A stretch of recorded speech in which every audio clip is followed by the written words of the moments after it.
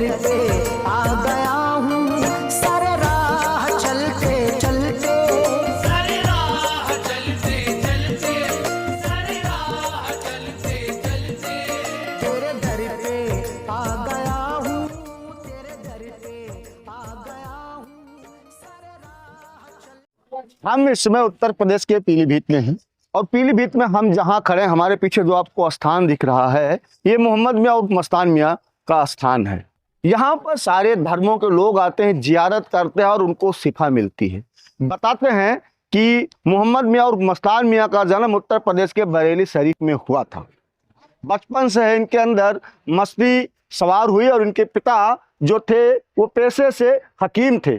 इनके अंदर मस्ती का आलम देखते हुए वो लखीमपुर खीरी के बलिया बुजुर्ग में आ गए और यहीं पर वो अपनी हकीमी कर रहे थे। धीरे धीरे मस्तान मियाँ बड़े होते चले गए और उन पर मस्ती का आलम लगातार आता चला गया। धीरे धीरे वो घर से बाहर निकलने लगे और लोगों के संपर्क में आते गए और इनके पास जो इनकी ताकत थी, जो इनके पास जो इनको इल्म था, जो इनके पास ईश्वरीय करामातें थी, उनसे लोगों को फायदा पहुंचाने लगे। लोग इनकी करामात से प्रभावित होने लगे। उसके बाद जो बाबा थे ये बलिया बुजुर्ग से निकल करके पूरनपुर तक पहुंचे और पूरनपुर के बाद गहलुइया में भी आए। गहलुइया में उस समय जब बाबा आए थे तब यहाँ पे माहौल थोड़ा 19-20 रहता था, लोग खुराफात में पड़ा रहते थे। तो बाबा यहाँ से लेकर के पूरनपुर तक जाते थे, पूरनपुर से यहाँ आते तो लोगों को नेकी पर चलने की हमेशा सलाह दिया करते थे, कैसे नेकी पर चला जाता है, लोगों को कैसे काम आ जाता है। बाबा हमेशा इंसानियत का पाठ लोगों को। और ऐसे हुआ था कि दोनों गुर्दे फेल थे पूरनपुर के लोग के, आंखों चश्मदीद की बात है। आपके पास आया वो और रोने लगा, तो आपने ये कोको कोला जो थम्स अप बोतल होती है उसको पिलाई और उसको शिफा हुई। आज भी वो आपके रोजे की जियारत करता है आकर। और 26 फरवरी इतवार के दिन 1989 को बाबा का पूरनपुर में इंतकाल हुआ।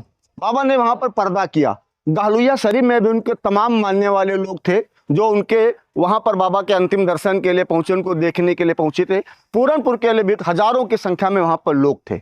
बताते हैं पूरनपुर के और गहलुइया के लोगों में हल्की सी बहस भी हुई। पूरनपुर के लोग बाबा को वहां उनको दफनाना चाह रहे थे, वहां उनकी मजार बनाना चाह रहे थे, लेकिन गहलुइया के लोग यहां पर बाबा को वापस लाना चाह रहे थे, हम जहां पर हैं। बताते हैं कि बाबा ने जीवित रहते अपनी मजार यहां पर बना ली थी और जब बाबा कभी यहाँ टीले पर खड़े होते थे, यहाँ पर बताते हैं कि बहुत पहले यहाँ पर टीला हुआ करता था और ये सब तालाब हुआ करता था। जब बाबा कभी खड़े होते थे तो बताया करते थे कि ये हमारा जो सामने, हमारे जो पीछे जगह पड़ती है, हमारे कैमरा सहयोगी सरताज हैं, जो सरताज के पीछे जगह पड़ती है, वो बताते थे कि ये हमारा मेला मैदान रहेगा और दूसरी तरफ एक तालाब है जहां पर उनको बताते थे कि स्नान करने से लोगों को तो आपका नाम जो है हर प्रदेश में पहुंच चुका है, आपका नाम रोशन हो चुका है।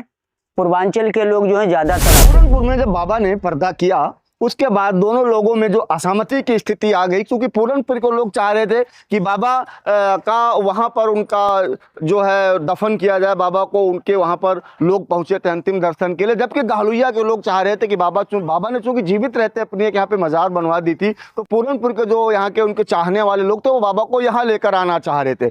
बताते हैं खैर दोनों पक्षों में समझौता हुआ और समझौता ये हुआ कि दोनों पक्षों में जो भी चाहे बाबा का जनाजा उठा ले और अपने हिसाब से अपनी जगह जाकर के उनकी मिट्टी कर दे। पूरनपुर के लोगों से वो जनाजा नहीं उठा। बाबा की अंतिम इच्छा थी शायद, और यही कारण रहा कि जब गहलुइया शरीफ के लोगों ने जनाजे को हाथ लगाया तो वह चारपाई उठ जाती है और वहां से वो लोग लेकर के उसको गहलुइया शरीफ तक आते हैं।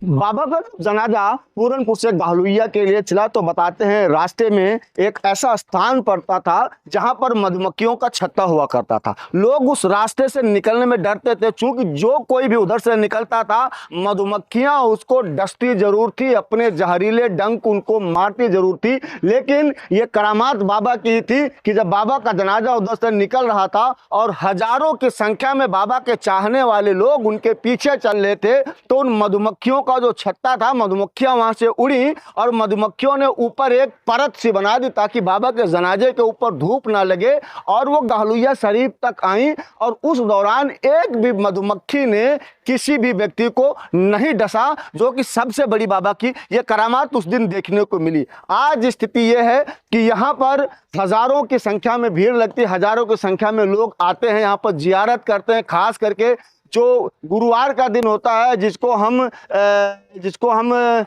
जुमेरात बोलते हैं, जुमेरात के दिन यहाँ पे काफ़ी अकीदतमंद आते हैं, जियारत करते हैं। उत्तर प्रदेश के तमाम दूर दराज शहरों से लोग आते हैं और उनको यहाँ पर शिफा मिलती है। लोग लगातार यहाँ पर हाजिरी लगाते हैं। हम आपको तस्वीरों में दिखाएंगे कि आज जब हम यहाँ पर पहुँचे हैं अपने कैमरा सहयोगी सरताज अंसारी के साथ, तो आज भी यहाँ पर लोग लगातार जियारत कर रहे हैं। हमने यहाँ पर तमाम लोगों से बात की है, उन लोगों ने जो कुछ भी आपको बताया है बाबा के बारे में, हम विस्तार से आपको सुनाते हैं। गहलुइया शरीफ में पहले मस्तान मियाँ से पहले एक बुजुर्ग आए थे, जो कि जिनका मज़ार आज भैंसोड़ी शरीफ में है और ख्वाजा हसन के नाम से मशहूर हैं ज़माने में। और दादा मियाँ वो गहलुइया शरीफ में आए थे, तो उन्होंने पहले गहलुइया में आकर लोगों को मुरीद किया और बाद में गहलुइया आते जाते रहे।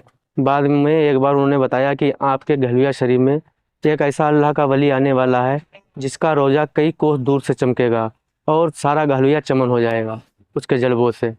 ये यहाँ बताकर भैंसोड़ी शरीफ चले गए और आते जाते रहे। कुछ दिनों के बाद लोगों ने देखा कि आप मस्तान मियाँ हुजूर आए, दरगाह यहाँ पर तशरीफ़ लाए, तो लोगों ने देखा कि आपका संजीदा मिजाज था और जैसे कुछ लोगों ने तरह तरह की बातें भी की। और लेकिन कुछ समझदार लोग जो थे वो समझ गए कि ये वही अल्लाह के वली हैं जिनको हमारे पीर दादा मियाँ ने बताया। बाबा की हजारों करामात हैं जिनको बता पाना मेरे लिए बहुत बड़ी बात होगी। लगता है मेरे लिए बहुत मुश्किल काम होगा बाबा की उन हजारों करामातों को आपके सामने बता पाना। लेकिन जो एक सबसे चर्चित करामात है वो ये है कि पास में एक लड़की थी 6 से 7 साल की, 6 से 7 वर्ष की लड़की थी जिसकी मौत हो गई थी। उनके परिजन जब बाबा के पास आते हैं और रोते भी लगते हैं और बताते हैं कि बाबा बेटी का इंतकाल हो गया है। बाबा ने कहा कि जाइए, वो इंतकाल नहीं हुआ है, वो अभी जीवित है, उसके मुंह में जाइए, एक चम्मच पानी डालिए, एक दवाई डालिए। लोग जाते हैं और बाबा का नाम लेकर के उसके मुंह में जब दवाई डालते हैं, कुछ देर बाद वो लड़की जीवित होती है। हमें इस करामात को देख करके यहाँ का रिजवान फरीदी एक शायर है, उनका एक शेर याद आता है, डाली जो एक नज़र मुर्दा जिंदा हुआ, डाली जो एक नज़र मुर्दा जिंदा हुआ, ऐसी नजर इनायत को लाखों सलाम, ऐसी नजर इनायत को लाखों सलाम। हम आपका तारुफ भी कराएंगे, उस शायर से मुलाकात भी करवाएंगे जिसने बाबा की तमाम करामातों पे अपने तमाम शेर लिखे हैं, तमाम गज़लें लिखी हैं, तमाम कव्वालियाँ लिखी हैं जो पूरे देश दुनिया में वायरल हो रही हैं। ऐसी और तमाम खबरों के लिए आप बने रहिएगा हमारे साथ। कैमरा सहयोगी सरताज अंसारी के साथ यूपी खबर हिंदी से मैं दीपक पंडित, पीलीभीत, गहलुइया शरीफ। आज ही पधारिए सौभाग्य ज्वेल्स, क्योंकि सौभाग्य देता है आपके पुराने सोने की सबसे बेहतरीन वैल्यू।